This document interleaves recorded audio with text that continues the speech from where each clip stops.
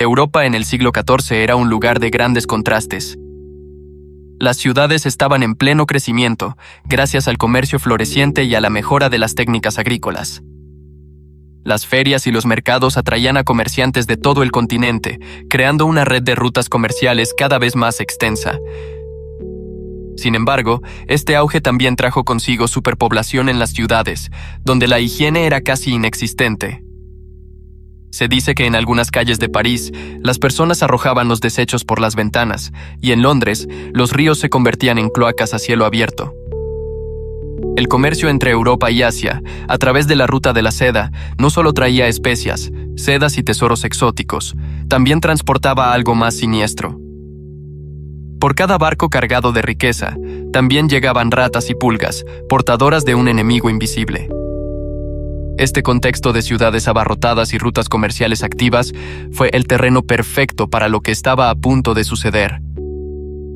¿Quién hubiera imaginado que un pequeño y letal enemigo, invisible a los ojos humanos, traería un cataclismo sin precedentes?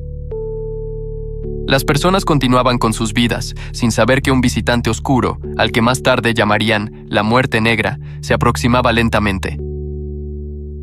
Pronto, la peste transformaría la vida de todos, desde el campesino más humilde hasta el noble más poderoso. ¿Cómo una simple enfermedad pudo sembrar tanto terror y devastación? Esta es la historia de la peste negra, la plaga que transformó el mundo conocido para siempre. Origen y llegada de la peste, un viaje mortal desde Oriente. La peste negra, también conocida como la Gran Mortandad, se originó en algún lugar de Asia Central, posiblemente en la región que hoy conocemos como Mongolia, a inicios del siglo XIV. Los estudios históricos y paleomicrobiológicos sugieren que la bacteria, Yersinia pestis, responsable de la peste, habitaba en las pulgas que vivían en las ratas negras, Rattus rattus, muy comunes en las zonas de comercio y navegación. En aquella época, la ruta de la seda conectaba a Asia con Europa, llevando no solo mercancías como la seda, el oro y las especias, sino también enfermedades. Un detalle curioso es que las pulgas infectadas podían sobrevivir hasta 2 meses sin alimentarse, lo que les permitió viajar grandes distancias sin necesidad de un huésped. Esto facilitó la propagación de la peste a través de las caravanas de comerciantes y, posteriormente, por los barcos que cruzaban el Mar Negro hacia Europa. El primer brote registrado de la epidemia ocurrió en 1338 a 1339, en una aldea cercana al lago Issyk-Kul, en lo que hoy es Kirguistán. De hecho, se han encontrado inscripciones en lápidas de la época que mencionan la pestilencia como causa de muerte. A partir de ahí, la enfermedad se extendió hacia el oeste, atravesando las montañas y llegando a las puertas del Imperio Mongol. Sin embargo, fue la conquista de Cafa, una colonia genovesa situada en la costa de Crimea, lo que desencadenó su llegada masiva a Europa. En 1347, la ciudad de Cafa fue sitiada por los mongoles que, según algunas crónicas de la época, usaron una estrategia macabra. Catapultaron los cadáveres de los infectados con peste sobre las murallas de la ciudad para forzar a sus habitantes a rendirse. Aunque no hay consenso total sobre la veracidad de este relato, es uno de los primeros ejemplos de guerra biológica en la historia. Los comerciantes genoveses que sobrevivieron a este sitio huyeron en sus barcos hacia Europa, llevando consigo un cargamento letal, las pulgas y ratas que portaban la peste. El 1 de octubre de 1347, varios barcos genoveses llegaron al puerto de Messina, en Sicilia. Los cronistas describen escenas de horror al ver a los marineros enfermos, con bubones negros y supurantes. De hecho, se cuenta que algunos barcos llegaron con todos sus tripulantes muertos, dejándose llevar por las corrientes del mar Mediterráneo, lo que los convirtió en barcos fantasmas. Las autoridades sicilianas, aterradas por la enfermedad desconocida, trataron de expulsar a los barcos infectados, pero ya era demasiado tarde. La peste había tocado suelo europeo. Desde Sicilia, la peste se extendió rápidamente hacia el norte. En el transcurso de unos meses, alcanzó ciudades comerciales importantes como Génova y Venecia. La velocidad de propagación de la enfermedad se debió, en parte, a la gran densidad de población y al constante tránsito de mercancías y personas. Las rutas de comercio que habían enriquecido a Europa durante siglos ahora se convertían en venas mortales que transportaban la peste hacia el corazón del continente. Una curiosidad interesante es que los marineros llamaban a la enfermedad la plaga de las hinchazones, debido a los bubones que aparecían en las ingles, las axilas y el cuello de los infectados. Estos bubones podían alcanzar el tamaño de una manzana y, a menudo, estallaban, liberando pus infectado. En 1348, la peste ya había alcanzado Marsella, y desde allí se dispersó por toda Francia y la península ibérica. En París, una de las ciudades más grandes de Europa en aquel momento, se registraron aproximadamente 800 muertes al día. En algunos lugares, como en Aviñón, la sede papal en ese entonces, se cavaron enormes fosas comunes para enterrar a los miles de cadáveres que se acumulaban. El Papa Clemente VI, desesperado por protegerse de la plaga, llegó a rodearse de hogueras en su palacio, pensando que el humo purificaría el aire infectado. Para 1349, la peste se había propagado al norte de Europa, alcanzando Inglaterra a través del puerto de Melcombe Regis, en Dorset, en junio de ese año. A lo largo de los siguientes 2 años, la enfermedad devastó Escocia, Escandinavia y hasta las remotas islas de Islandia. En su camino, se dice que la peste era tan mortal que en algunas aldeas se perdían por completo todos sus habitantes, quedando solo casas abandonadas y campos sin cosechar. El impacto fue tal que los barcos dejaban de atracar en puertos conocidos por estar infestados de peste, creando una atmósfera de paranoia y aislamiento. Sin embargo, esta medida no fue suficiente, ya que la peste continuaba encontrando nuevas formas de infiltrarse, llegando incluso a lugares aislados gracias a las rutas comerciales por tierra. De hecho, algunos historiadores consideran que la movilidad de los ejércitos, mercenarios y mendigos también jugó un papel en la diseminación de la enfermedad. La propagación de la peste negra no solo fue un fenómeno de salud pública, sino también un reflejo de cómo la globalización temprana del comercio podía tener consecuencias devastadoras. En pocos años, la pandemia se convirtió en uno de los eventos más mortíferos de la historia de la humanidad, transformando el paisaje de Europa para siempre. Los síntomas y la muerte. Una agonía incomparable. La peste negra se manifestaba en 3 formas principales: bubónica, septicémica y neumónica, cada una tan letal como la otra, pero con diferentes grados de sufrimiento y velocidad en la muerte. La más común era la peste bubónica, transmitida a través de la picadura de pulgas infectadas. Los primeros síntomas solían ser fiebre alta, escalofríos y un profundo agotamiento. Sin embargo, lo que marcaba a esta enfermedad eran los temidos bubones, inflamaciones dolorosas del tamaño de una manzana que aparecían en la ingle, las axilas o el cuello, llenas de un líquido oscuro y pútrido. Estos bubones se volvían negros y supuraban, lo que daba a la peste su nombre tan temido. Los relatos de la época describen el dolor de los infectados como insoportable, una agonía que les hacía retorcerse en sus camas, mientras la fiebre les hacía delirar. En muchos casos, la muerte llegaba en 3 o 4 días tras la aparición de los síntomas. Para los infectados de peste bubónica, las probabilidades de sobrevivir eran mínimas. Solo 1 de cada 5 lograba superar la enfermedad y generalmente quedaban tan debilitados que difícilmente podrían volver a una vida normal. La peste septicémica era aún más aterradora. Atacaba directamente el torrente sanguíneo, provocando hemorragias internas y manchas negras en la piel, lo que a menudo era el primer y último síntoma antes de una muerte rápida. Los que contraían esta forma solían morir en 24 horas, muchas veces sin apenas tiempo de entender lo que les sucedía.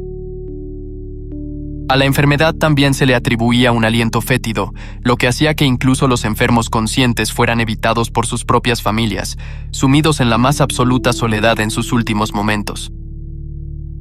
Pero si había una forma especialmente letal y temida, esa era la peste neumónica. Esta variante atacaba directamente los pulmones, causando tos con sangre, dolor torácico y dificultad para respirar. A diferencia de las otras formas, la peste neumónica se transmitía por el aire, de persona a persona, lo que la hacía aún más peligrosa en las ciudades densamente pobladas. Cualquier lugar cerrado se convertía en un potencial caldo de cultivo para la peste, como iglesias, mercados y casas de familia. Las muertes se contaban por cientos en pocas semanas, y una ciudad infectada podía perder la mitad de su población en cuestión de meses. Los tratamientos de la época eran tan brutales como inútiles. Los médicos, sin entender la verdadera naturaleza de la peste, recurrían a la teoría de los humores para intentar curarla. Realizaban sangrías, extrayendo sangre de los enfermos para equilibrar sus fluidos, lo que a menudo solo debilitaba aún más a los infectados. Otros métodos incluían aplicar pasta de hierbas y vinagre en los bubones o recurrir a rituales mágicos y supersticiosos. Algunos intentaban beber pociones a base de arsénico o mercurio, convencidos de que el veneno combatiría el veneno de la peste. Evidentemente, estas prácticas solo aumentaban la agonía y la desesperación de quienes buscaban un alivio. Una figura emblemática de estos tiempos fue la del médico de la peste, que vestía un traje de cuero grueso cubriendo todo su cuerpo, con una máscara en forma de pico de ave llena de hierbas aromáticas para protegerse del aire venenoso. Aunque la vestimenta ayudaba a protegerse de las pulgas, la verdadera función del pico era más psicológica que médica, ya que la teoría de los miasmas, aire contaminado, dominaba la medicina de la época. Los médicos de la peste se convirtieron en símbolos de muerte y desesperanza, ya que su presencia anunciaba que la enfermedad había llegado a la ciudad.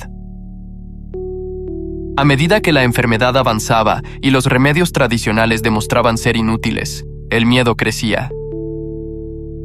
Los hogares infectados eran abandonados y los enfermos eran dejados a morir solos. En muchas ciudades, los supervivientes ni siquiera podían recoger los cuerpos de sus familiares, que se descomponían en las calles, aumentando aún más la propagación de la enfermedad. En Venecia, se empezaron a establecer lazaretos, islas de cuarentena donde los infectados eran confinados para evitar el contacto con los sanos, pero la medida llegó demasiado tarde para salvar a la mayoría de la población. La agonía de la peste negra era un castigo sin explicación para la Europa medieval, que no encontraba respuesta ni en la ciencia, ni en la religión. Las calles llenas de cadáveres, las hogueras encendidas para purificar el aire y los gemidos de los moribundos se convirtieron en la macabra banda sonora de una Europa que se tambaleaba al borde del colapso. La muerte se había convertido en la única certeza, y el sufrimiento era tan profundo que muchos preferían entregarse a la desesperación antes que luchar contra un enemigo tan implacable. Impacto social y cultural: fe, miedo y violencia. La llegada de la peste negra no solo devastó a Europa en términos de pérdida de vidas humanas, sino que también desató una profunda crisis social y cultural que sacudió los cimientos de la sociedad medieval. Las instituciones que antes ofrecían seguridad y estabilidad, como la Iglesia, se vieron impotentes ante la magnitud de la tragedia, generando una ola de incertidumbre que transformó la forma en que las personas veían el mundo, a Dios y a sí mismas. Los cambios fueron tan dramáticos que alteraron para siempre la historia europea, desde la religión hasta las estructuras económicas y sociales. La Iglesia, que era la piedra angular de la vida medieval, se vio gravemente afectada. Al principio de la pandemia, muchos sacerdotes intentaron consolar a los moribundos y darles la extrema unción. Sin embargo, al verse incapaces de detener la enfermedad y al observar cómo incluso los clérigos sucumbían a la peste, la fe de la población se desmoronó. Las plegarias y procesiones parecían inútiles. Esto dio lugar a una profunda crisis de fe, donde la gente empezó a cuestionar la omnipotencia de Dios y la capacidad de la Iglesia para interceder en sus vidas. La desconfianza hacia el clero aumentó, especialmente cuando algunos altos mandos de la Iglesia se retiraron a lugares seguros, abandonando a sus feligreses. En medio de esta desesperación, surgieron los flagelantes, grupos de penitentes que recorrían las ciudades europeas azotándose en público con látigos de cuero. convencidos de que la peste era un castigo divino por los pecados de la humanidad. Creían que, a través del dolor y el sacrificio, podrían purgar sus pecados y apaciguar la ira de Dios. Los relatos de la época cuentan que estos grupos viajaban de ciudad en ciudad, cantando himnos y golpeándose sin descanso, mientras los espectadores, contagiados por la histeria colectiva, se unían a ellos. Sin embargo, la Iglesia acabó por condenar a los flagelantes, temerosa de que se convirtieran en una fuerza incontrolable que amenazara su autoridad. El miedo también se transformó en odio, y las comunidades judías de Europa se convirtieron en un chivo expiatorio.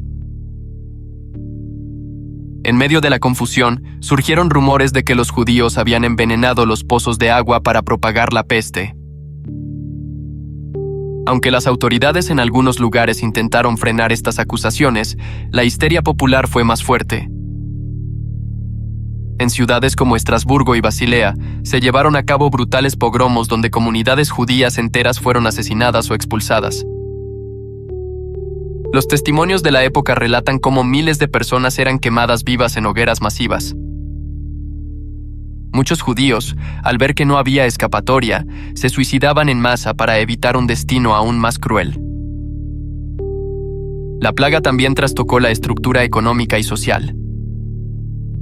La muerte masiva de campesinos y trabajadores hizo que muchas tierras quedaran abandonadas y que las cosechas se perdieran. Esto provocó una crisis agrícola que aumentó la hambruna, pero, paradójicamente, también permitió que los supervivientes mejoraran sus condiciones de vida. Con menos mano de obra disponible, los campesinos que quedaban podían exigir mejores salarios y condiciones de trabajo. Así, la peste, que había traído tanta destrucción, sembró también las semillas de un cambio social que acabaría debilitando el sistema feudal. Además, la presencia constante de la muerte influyó profundamente en la cultura y el arte de la época. Aparecieron representaciones macabras como la Danza de la Muerte, una serie de pinturas y grabados que mostraban a esqueletos guiando a los vivos hacia su tumba. Estas obras reflejaban una obsesión con la muerte y la impermanencia de la vida, una visión que se volvió omnipresente en el imaginario popular. La gente veía en la peste una especie de igualador social que no distinguía entre ricos y pobres, entre nobles y plebeyos. Este fue el germen de cambios que, a largo plazo, contribuirían al renacimiento y al despertar de un nuevo espíritu crítico y de renovación que definiría los siglos siguientes.